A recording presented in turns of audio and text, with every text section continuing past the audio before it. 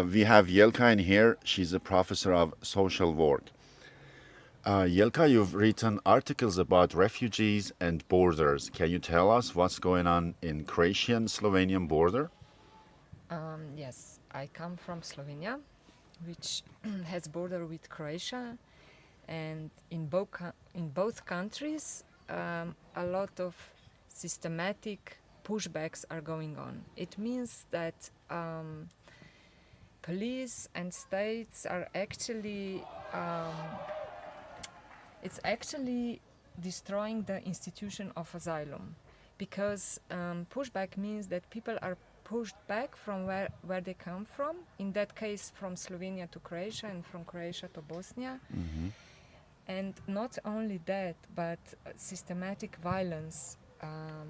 People, migrants, when they want to cross border, when they want to ask for asylum, they would experience a lot of police violence. So instead of coming to a safe country, asking to asylum, or instead of coming to a safe country and travel further on, I don't know, to where people want, they experience physical, sexual violence, degradation, deprivation. It's not what is the institution of asylum meant for.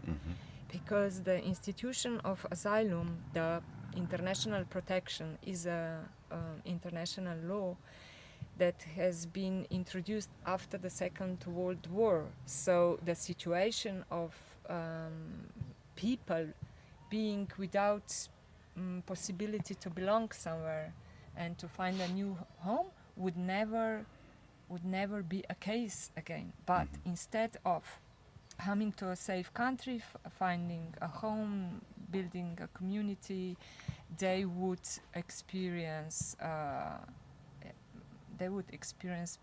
violence. And this is happening in Slovenia, this is happening in Croatia, in Bosnia, everywhere. I mean, Every border. Also in other countries, because of the deportations and other forms of structural violence. But this is concerning borders, and these are not just borders of Croatia and Slovenia, but these are borders of European Union.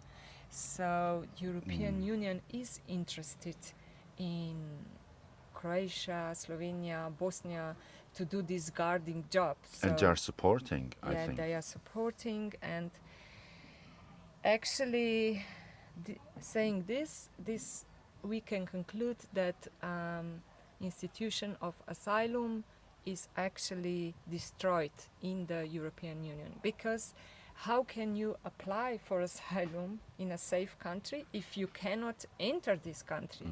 This is not possible, and this is what has been going on for years, actually for decades. Only that in the last couple of years has been really brutalized, and the state, the police does not hide it anymore.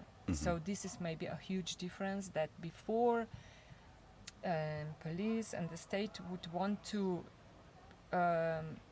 show themselves as those who would follow the international law standards. But nowadays they don't hide the violence, they don't hide the pushbacks. There are many different stories that we hear and here sometimes read in the news, that police is taking refugees stuff when they catch them in the border. They take everything, money, phone, and just they send them back. Is it true? Have you heard or seen such a thing? I talk to people themselves that experience this, but also different groups have published reports, as for example border violence network monitoring, border violence monitoring network regularly publishes reports on violence, what happened to people, and they also film the pushback from very distance. And so there one everyone can find information what's going on the borders. So yes, but I also met the people who came back without clothes, without shoes, without property, or people that were that showed wounds and people dying on the borders. Yep, thanks for your good explanation. And there are different news about smugglers and smuggling. And do you have anything to tell about it? Yes, smuggling. I mean, in this capitalist system of people needing services and people selling services, smuggling is one of them, because people need to move, and if the situation on the border is as violent as I described, then people ask smugglers for their service to help to cross the borders. It's a service for money, but otherwise it's for those people who have this money that they can afford this service. But because without smugglers, the way is even slower. They move even slower. They may experience even more violence from the police.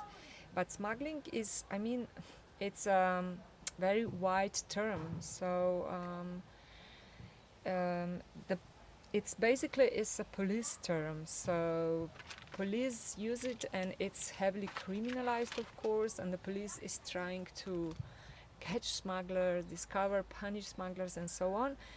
But then, I mean, then they, then without smugglers, It will be somehow impossible for refugees for to many, cross the borders. yeah, Many of them. many of them. Many of them. But then again, it's also that I'm not saying that the smugglers are the solution, because it's sometimes this, I mean, obviously they would do in an area without restriction in human relations, so it can be a lot of abuse of customers, and then again migrants would experience a lot of different sorts of violence from smugglers. But also, as we said, smuggling is a wide term, so it's not only, it comes not only for money, it can be done also from other reasons and from other motivation. Then one could ask, it is still called, we can ask ourselves, is this still called smuggling, or we would need another word? If we just remember the Second World War, people were, for example, refugees would run away, and other people would help, especially Jews, to hide them, to smuggle them, and also other cases in history when people helped other people to escape. Actually, this is it's help to escape other people, and is it still called smuggling?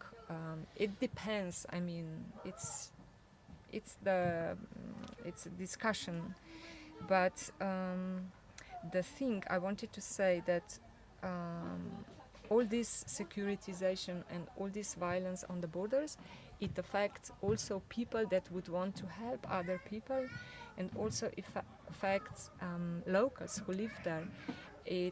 This criminalization of not only migrants but solidarity work, it destroys the, how is it the English word? It destroys the freedom of everyone, actually, because then you want to help somebody to cross a border, or you want to give somebody a glass of water or somewhere to sleep or clothes or whatever, buy them a ticket for the train, and then you cannot act spontaneously, so you cannot just react to the person's need or something. It kills spontaneously in people, because constantly you have to question yourself, is this allowed, is this not allowed? So these securitizations brings a lot of negative effects for obviously migrants, but also locals and other people, activists who want to change the situation. One last question. Can we see smuggling as a protest Protest against borders, against? against police violence, against structural racism, against structural inequality. Well, it can be said so. I mean, it depends who does it and for what reasons and of what motivation. But if we are against borders and against racism, against inequality, then we can also think of helping people to cross borders. And It's yes, not smuggling. No, and it's not smuggling. It's just kind of protest. It's about your ideas to show that you are against some brutal rules on the borders. No? yeah, you are not just submitting yourself to state rules and who can belong and who cannot belong, who can move, who must not move and stay in their place. You question all this, you protest against all this, and also you make new connections to people, you change yourself, you change other people, you make common stories. It is a change, it is a protest, and we don't know if this is called smuggling or some other way, because it's not done in this way, it's not done for money. Thank you very much.